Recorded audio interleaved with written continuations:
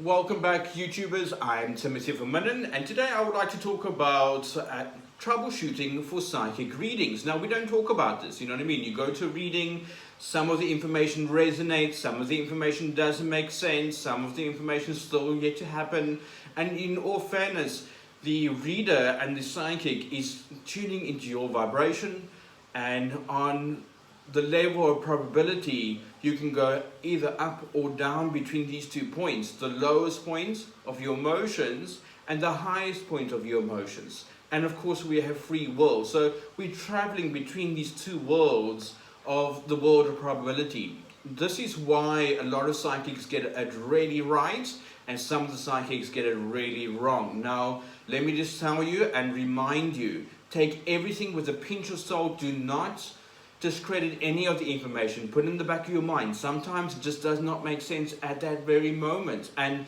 this is a good thing to record all readings so that you can replay it months later and see what has come through. You know, I've got clients that I do readings for a whole year forecast and month per month. And we go through work, relationships, finances for each one, and they will pinpoint exactly what I said, when I said it, and how I came through. And some of the things might carry over to the next month. Now, let me just tell you, they all came through at just the time frames of when they are coming through. So spirit and physical world have two different time frames and two different time zones, and that is very, very normal. So please don't think that all psychics are fake. Let me just tell you, it takes years and years and years to master the ray of being a psychic, to be able to push everyone else's energy out of a space and only slowly read the person in front of you. Now, it's like building a muscle. To be psychic, you cannot expect to be perfect all at once. You cannot expect to always give the most accurate readings, especially if you're trying out and you're starting off. But I would like to give you 10 things that I feel are the best points that you can use in your psychic readings that you can then get a better reading. So here's my top 10. So first of all is your free will. Now, if you hear information that you do not like, you have the free will to change it. I've had clients come for readings and they heard that the relationship wasn't good for them, so they applied themselves to the relationship and then it changed the energy so they could still be with that person. Okay, so take it with a pinch of salt. Sometimes the guides, that person's not good for you in that moment, but sometimes if the reader had to look a little bit further, you will find that that person actually molds with you again. So they're just having a really bad space, bad time, maybe financially or emotionally, and then they're taking it out on you. Now, is that a bad person? They're not a bad person, but is their behavior bad? That is bad. So the reader will then pick that up and say, no, he's not right for you. But if they had to do a future reading with you, then you'll see that this person's still part of your cycle. So keep in mind, not all readings are here to discourage you. They're actually here to give you the best thing right now in this moment that you can do to apply to your situation.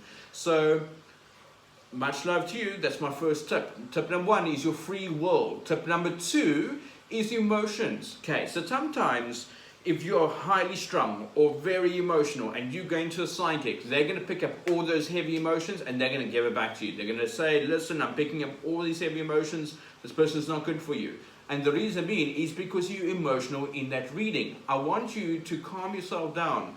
Wait a day or two before you go to a reading. Do not go straight after a breakup to a psychic reader to go see what's happening, because you're going to get a muddled reading. This person's not going to be good for you.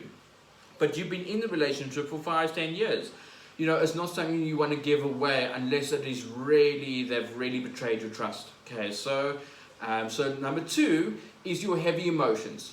If you have heavy emotions and you have had a breakup, I want you to go for energy healing, like an emotional cord cutting or a body alignment or a life alignment or life activation. These are treatments that you can go for, or even hypnotherapy.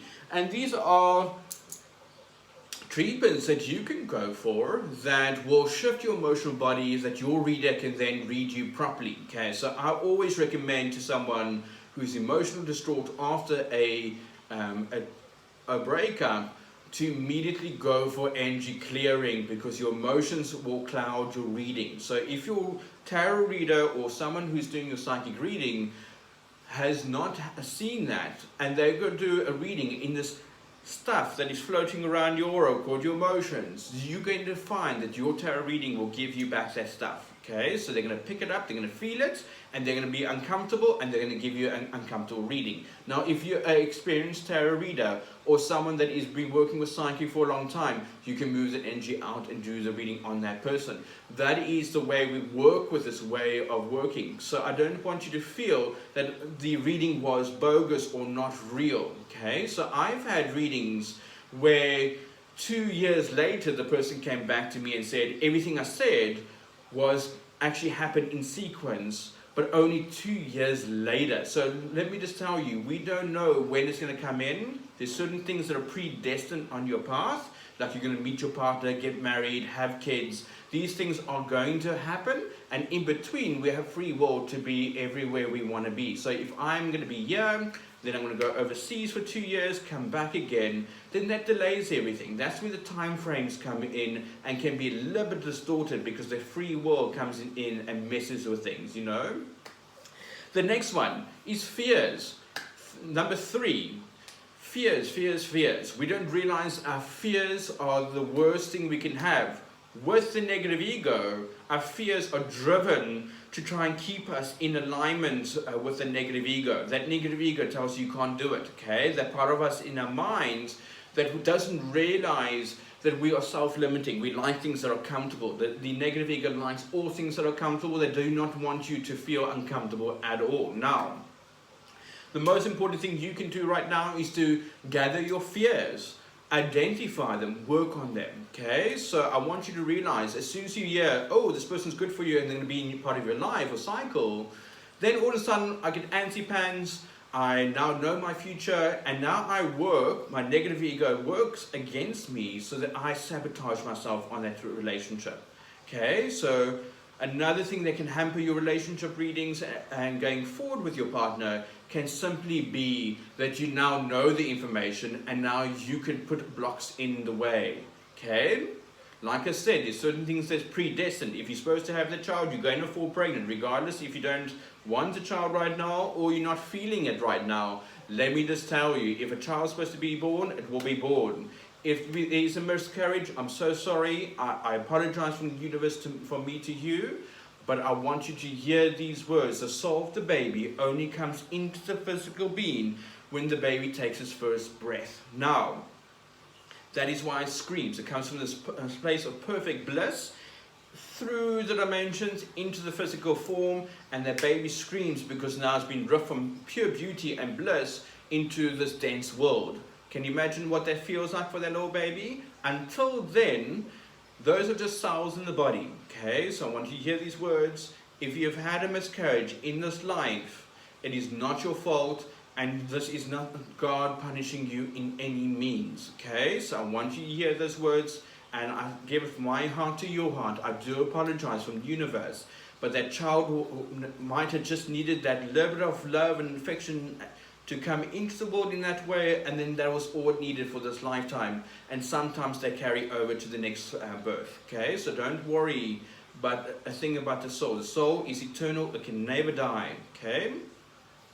Now, so that was your fears, how your negative ego now knows information and then works things against you because we don't feel we're good enough, okay? So that's how a psychic reading can turn wrong, is when we actually now know about what's coming, okay? That's number 3. Number 4, asking hundreds of questions. Let me just tell you, oh my God, as a psychic reader, I get this all the time, okay? The person is asking you 100 freaking questions, and it's silly questions like, what does my cat eat, for goodness sake? And when I answered that, it was the most stupidest thing, because the guys showed me exactly what her cat ate, you know. So it literally, on a plate, the food had to be in quarters and presented nicely on a table for the cat, and then the cat will be eating it, you know. So stupid questions. As a psychic, let me just tell you, it takes a lot of energy to hold the energies that we are holding to give an accurate reading. I'm going to ask you, if you go to your next psychic, ask only 10 questions. I promise you now, you're going to get a far better reading, because you're going to trust the information coming through. They can go more in depth with what they're giving you. And if something doesn't feel right, ask more questions on that one question. But do not ask the same question over and over and over, because then the guides become so annoyed and then they give you crappy answers, let me just tell you. So let me just tell you, step number 4 is hundreds of stupid questions. Do not do that to your reader. Respect them enough to hear the answers and to put it in the back of your mind and let it play out. And if you don't feel that that reading was accurate, go for a second opinion with another reader. But then when you, from the second reader, if it's the same answers, don't go to the third reader, because then your guides are thinking, I've given you this information, you're not working with it, what's the point of us giving you more information, okay? We don't want to go to a reader that just agrees with everything you're saying, because sometimes, I'm sorry to say this, we are full of shit. So let me just tell you, I deal with this all the time in my readings, hundreds of questions that are similar or just off from each other. And I promise you now, the guys stand there and just shake their heads and they just don't want to answer it after the 6th or 7th time they've answered the same question. So let me just tell you, have time frames between readings. Your one reading lasts for 6 months.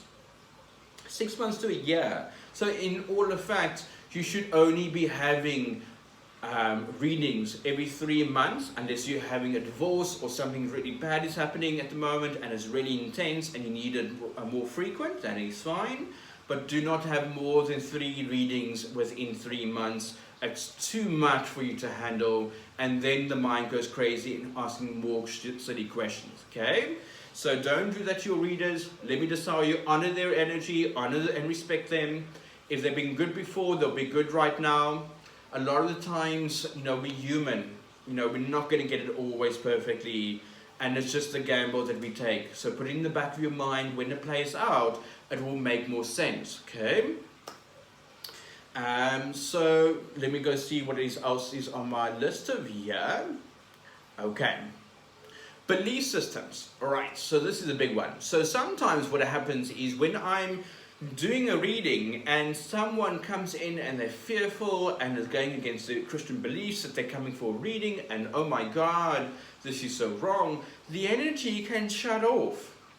Or they don't believe in readings and there's a wall, okay? Very, very normal in readings to kind of like, doubt themselves in the readings or doubt the reader, and then that negative energy goes out, and then the reader has to work with that wall. Now, it's okay to have doubts, it's okay to feel that you can test that reader a little bit, but once they are starting to get the information, be less hard on them. Don't let them run through the hoops to get the information. Give them what is needed at the situation. Don't give them everything. Allow them to come forward with new information or what they're picking up from the energy of it. Ask the questions clearly. Do not have muddled questions in your mind. When you have 2 or more questions in your mind and you're choosing tarot cards or angel cards, the tarot reading will show you 2 different answers in the same reading, okay? The reason being is you thought of 2 questions or what you're going to think next while choosing those cards, and both the reader goes and picks up a muddled reading, okay? We're not freaking scientists over here. It's not a direct science. We're working with the guides, the angels, the masters of light, our intuition, as well as what the cards are saying. It's not fair for your reader to have to jump through hoops to try and get some of this information, Alright, so another reading, or reason why readings don't work out, or why is it not as accurate as what you would like. I'm now at a point where I only see one person at a time. Let me just tell you why, okay? The person will be opposite me, I tune into the energy, and the person next to them, a friend, a family member, or someone else who's joined them for the reading, their energy starts coming into the reading because they guys also want them to be here and also want a reading, okay? So if you're having readings done, do one after the other, but not in the same room. So have one sit outside, one sit inside the reading, and you only read for that person in front of you, okay? Really important. So if you're going for readings and you're the client, let your friend sit outside of the reading, Nowadays we've got modern technology. We can record on our cell phones nowadays the reading. So you don't need someone taking down notes or asking questions on your behalf. Get them to write those questions down beforehand, give you the list so you prepared, and then record the reading on your phone. That is a far better way to do things so that you have a more accurate reading every time you come through, you know. And then what's nice is, you know, try and keep your readers the same person, okay? And it sounds terrible. The person, you might gel with them, you might feel good energy from them, you might have 2 readers you go to. That is fine, okay? Don't muddle yourself up with too many people you're going to and you're getting 10,000 different messages, because that's the problem. I've had people come from other readings to my reading to validate the other person's work, and I can't do that. My work is my work and their work is their work, and I can't validate anybody else's work, because who am I to do that work, okay? So I channel very differently, they channel very differently, and I'm using different psychic senses at each time to get a feeling in that information, okay? So your psychic readings and the questions need to spark a physical reaction, tingles, heat in the body when you know it's truth, okay? If there's any information that does not resonate with you, go into the body, feel it. If there's no physical sensation to it, it's probably going to only come in later or not at all, okay? Remember, I had a reading where 2 years later, everything I said had manifest, okay? So just bear in mind, not everything is going to be the way you want it to be. The psychic reader is going to just sit there and they're going to tune in and feel what they can feel, and then it's up to you to try and place it in your life right now. So just be there with them. Understand that we are human too, that we are also holding the energy between this physical world and the guides' energies all at the same time. We're hearing what they're saying and we're conversing with you. So it's extremely hard to hear you and hear them. So just ask your questions, allow the person to gather the information, and then allow them to give it to you. Because if you're bombarding with too many questions over and over and over, you know, are you trying to test them? Are you trying to see if they know what they're doing? Chances are they know what they're doing. If they're going to be offering readings, let me just tell you, they are extremely pedantic. Are they doing the right thing? You know, the reader themselves are going to be self-conscious. They're going to feel like, listen, I really want to give you a fantastic reading so you can come back again, you know? It's not a place of ego. It's not a sense of, you know, validating the work. It's just like, if it doesn't make sense right now, it might make sense later, is what I'm saying, okay? So story time. I'll tell you what happened to me in a reading that was this year, actually. So this beautiful woman comes to my house, and I'm doing a beautiful reading. Unfortunately, I don't do crossing over readings anymore, and I will explain in a later video why. But in this specific video, I was doing a crossing over for this woman, such a beautiful soul, and I started channeling the loved ones, you know, that she had and who had passed. And there was this overweight gentleman that died from a heart attack, and she couldn't place him. And he kept coming through in the reading, and she could not place him, you know. Well, it turns out that this gentleman that I was picking up was her best friend that died from cancer. It wasn't a family member, and she was expecting it to be family. But this best friend, they were like this in this physical life, you know. So sometimes it doesn't click because their minds are so focused on this reading, and that's fine, you know, it's really okay. But sometimes the person in front of you might not click to that reading right now, only after the reading had been finished. And I said the last thing where she put ice on his lips before him passing. Did she click? This was her friend, her best friend that she grew up with. They had the most amazing bond. She looked after him on his deathbed. She helped him. She looked after him. She nurtured him on his deathbed. And the ice on the lips was her final confirmation to click in that it was him. Okay? So just understand, your psychic reader does not understand who you are when they meet your guides for the first time. They don't know them. It's like meeting a stranger for the first time. At first, those conversations are really awkward, and the second, third, fourth time they're meeting again, it'll get easier and easier and easier as they start reading for you. Okay? So just to recap a little bit, try to keep your readings every 6 months to a year. If you're going through something major hectic or you need some more confirmation, every 2 to 3 weeks is perfect, not a problem. Just for like 3 rounds of that, that's fine. Normally if someone comes a little bit more frequent than that, then I put a hold on them and say, listen, just allow this to manifest, because I don't want anyone dependent on my energy to make choices in life. I want them to be empowered enough that they can go do that for themselves. They can make choices, life choices of who they need and what they need in their life. Now, the reason why we go for tarot reading is because we want confirmation, you know? We can save you time. Like, I've had women come to me and say, listen, read this person, I've just met them, name, surname, date of birth, and I do a reading on them. Are they worth their time? Are they trustworthy? Can we trust the energy? You know, are they a good person? You know? So my concern over here is that now you date the person, 3 years down the road, he's a complete narcissist, and now you wasted 3 years of your life. These are the reasons why we go to a tarot reader, because they can just tell us, who is this person? Is he worthy of my time? Is he worthy of my energy? Is he worthy of my affection and love? You know, are we wasting our time? Because in tarot we can see that, you know, angel cards, tarot readings, they all work the same. They all work the same channels, okay?